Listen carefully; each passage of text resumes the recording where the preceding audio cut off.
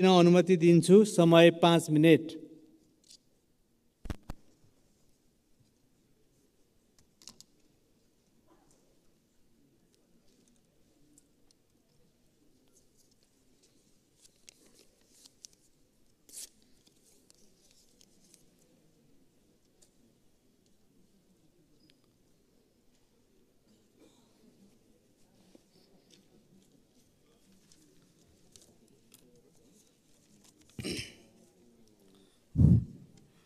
सम्माननीय सभामुख महोदय र माननीय सदस्यज्यूहरू, यो जो अहिले विधेयक आउँदैछ यसले त हाम्रो देशलाई अफ्रिका भन्दा पनि पछाडि धकल्छ।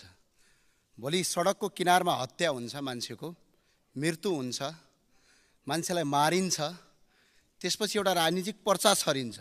त्यसमा के लेखिन्छ भने क्रान्तिका लागि, हलानाका लागि, फलानाका लागि भनेर त्यो लेखिन्छ।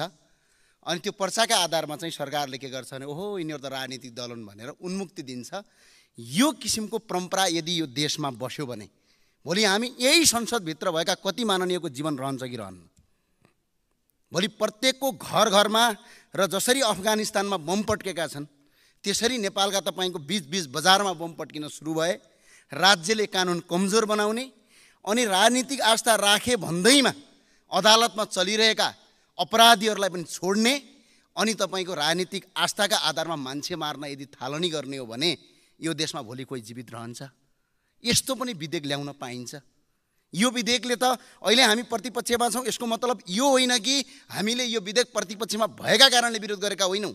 यो विधेयक जो ल्याइएको छ त्यसका प्रत्येक दफा पढ्नुहोस्। म प्रत्येक दफा पढ्दाखेरि यहाँ के महसुस हुन्छ भने कुनै पनि कुरा उल्लेख गरिए तापनि, कुनै पनि मान्छेले मान्छे मारे तापनि, हत्या गरे तापनि, बम पड्काए पनि, घर आगजनी गरे पनि र चल्दै गरेका बसहरू जलाए पनि त्यो व्यक्तिले म राजनीतिक दलको मान्छे हो, म चाहिँ वार्तामा आउन चाहन्छु, मेरा सबै मुद्दा फिर्ता लग भनेपछि फिर्ता लिने हो भने भोलि यो देशमा विद्रोही समूह जन्मिँदैन भन्ने केही ग्यारेन्टी छ? राजनीतिक भनेको शान्तिपूर्ण गरिन्छ, राजनीतिक भनेको विचारले गरिन्छ, राजनीतिक भनेको मान्छेका घाँटी काटेर गरिँदैन। त्यो राजनीतिक होइन, त्यसलाई कुर अपराध भनिन्छ। अपराधलाई पनि तपाईँको यदि यसरी मान्ने हो भने, यसरी यो विधेयक ल्याउने हो भने यहाँ त अलिकति ठुला बडाहरू त उम्किहाल्छन्। नेपालका हामीले हरेक किसिमका क्रान्तिहरू हेरेका छौँ, परिवर्तनहरू हेरेका छौँ, हामीले पनि इतिहास पढेका छौँ। 2007 सालदेखि लगेर 2036 सालदेखि लगेर 2046-47 सालदेखि लगेर 2052, 2062, 63 सालसम्मको इतिहास पल्टाएर हेर्नुहोस्। यदि आज यो देशमा कोही मरेको छ भने गरिब, सर्वहारा वर्ग, जनजाति, दलित र पिछडित वर्गका मान्छे युद्धमा मारिएका छन्।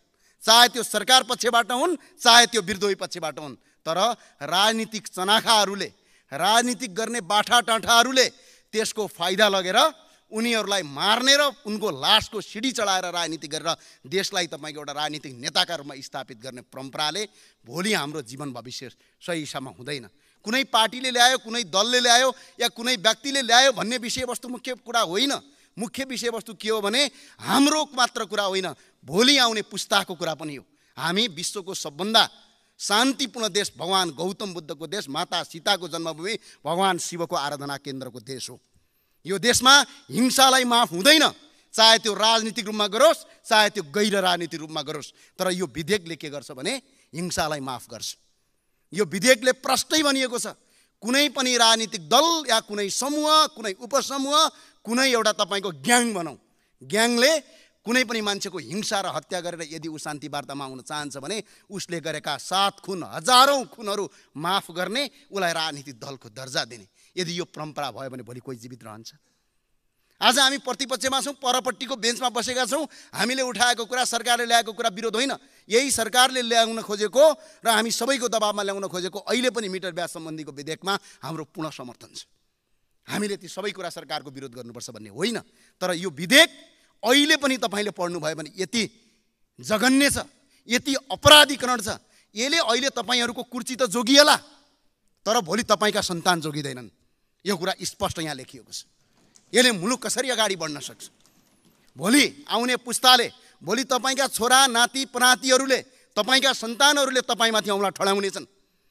आज हाम्रो जीवन बर्बाद भयो, भोलि बानेश्वरको बिचमा बम पट्किँदै गर्दा त्यहाँ पड्किँदाखेरि तपाईँको त्यहाँ मर्दै गरेका परिवारले तपाईँ हामी माननीयज्यूलाई जिन्दगी होइन अर्को जुनीसम्म सराप्नेछन् यदि यो विधेयक पारित भयो भने।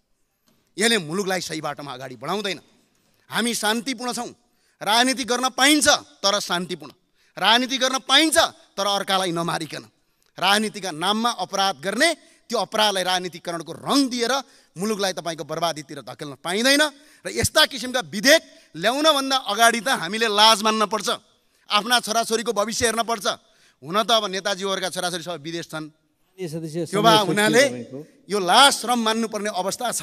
त्यो भएको हुनाले सम्माननीय सभामुख महोदय, म यो विधेयक ल्याउनु हुँदैन भन्ने पक्षमा छु। यो विधेयक ल्याउने मान्छेलाई पनि सोध्न चाहन्छु के का आधारमा ल्याइएको। हस्, धन्यवाद। जय राष्ट्रवाद।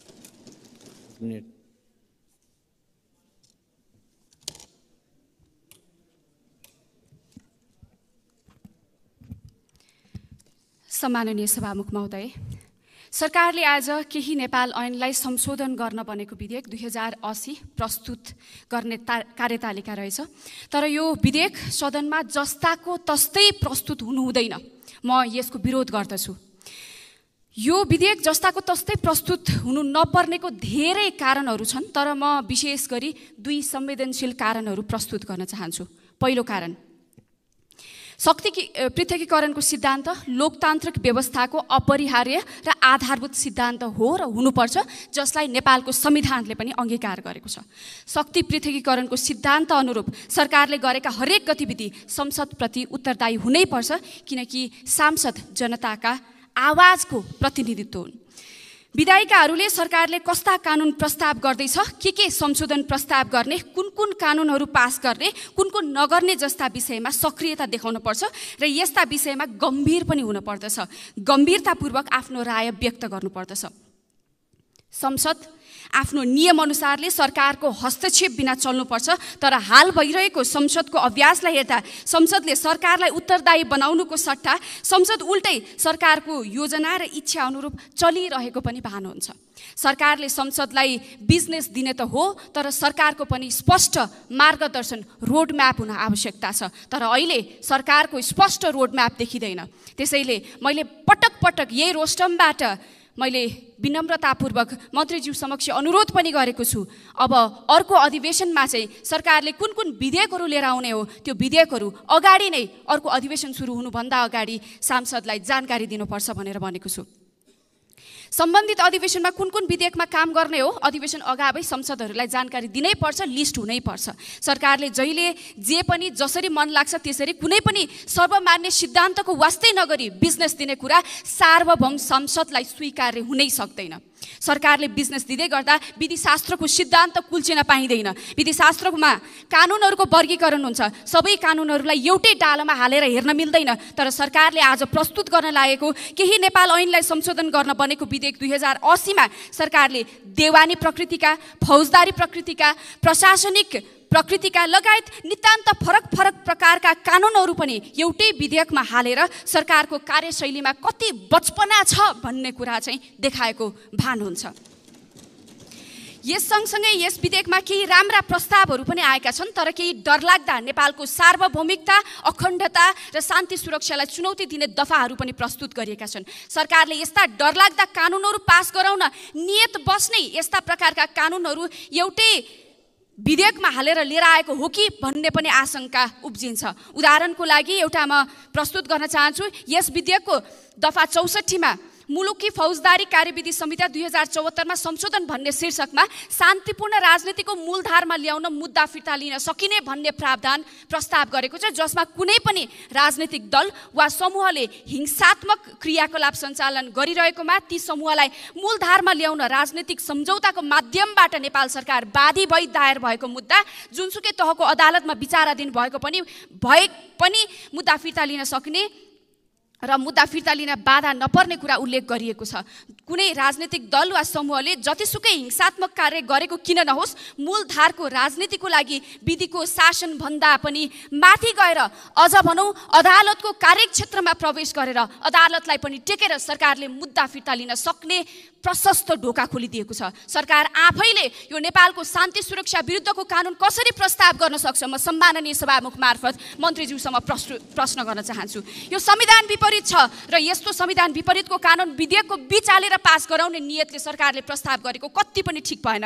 केही कानुनहरूको संशोधनको आवश्यकता होला, तर यसरी एउटै विधेयकमा फरक वर्गीकरण पर्ने कानुनहरू लिएर आउनु हुँदैन। म दोस्रो कारण भन्न चाहन्छु, सकिहाल्छु।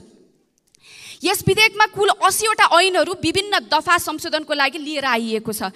उस्तै प्रकृतिका कानुनहरू नहुँदा र आकर्षित कानुनहरूको सङ्ख्या पनि धेरै हुने हुँदा प्रतिनिधि सभा नियमावली 2079 बमोजिम संशोधन प्रस्ताव गर्न चाहने सांसदहरूले 72 घण्टाभित्र आफ्नो संशोधन दिन पनि व्यवहारिक हिसाबले कठिन देखिन्छ। सम्माननीय सभामुख महोदय, हतारमा संसदबाट कुनै संशोधन नआउन् भनेर सरकारले नियत बस्ने धेरै ऐनहरू आकर्षित गरेर लिएर आएको हो कि भन्ने आशंका पनि उब्जिन्छ। यहाँ सरकारले प्रस्तुत गर्न खोजेको यो विधेयक नेपाल र नेपालीको हित विपरीत छ। सरकारले एउटा विधेयकमा धेरै ऐनहरू संशोधन हालेर होइन, छुट्टा छुट्टै वा एकै प्रकृतिका ऐनको संशोधन प्रस्ताव गरेर र संसदले व्यवहारिक हिसाबले अध्ययन गर्न सक्ने किसिमले विधेयक प्रस्तुत गरोस्। तर यो विधेयक जस्ताको तस्तै प्रस्तुत हुनुले नेपालको भविष्य सङ्कटमा पर्न सक्ने खतरा भएको हुनाले म यो केही नेपाल ऐनलाई संशोधन गर्न बनेको 2080 को सदनमा प्रस्तुतको विरोध गर्दछु। धन्यवाद।